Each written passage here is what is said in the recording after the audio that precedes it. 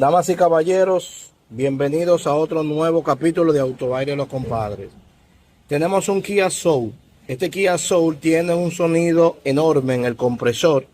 Vamos a sacar el compresor y vamos a chequear el compresor para ver qué es lo que está provocando ese sonido internamente.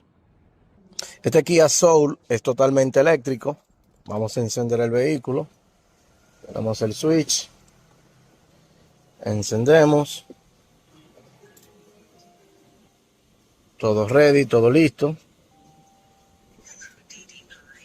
Y vamos a encender el aire acondicionado, que ya está configurado, ya está encendido.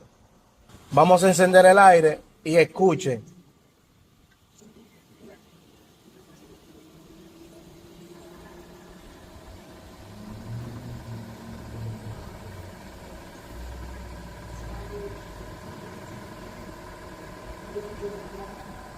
¿Qué ocurre en tu Kia Soul eléctrico este sonido?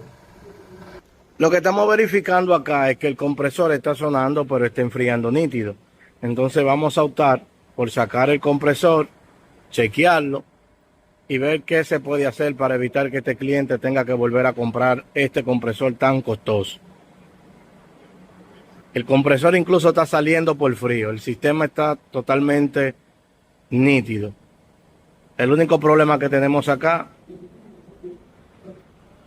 es el sonido en el compresor.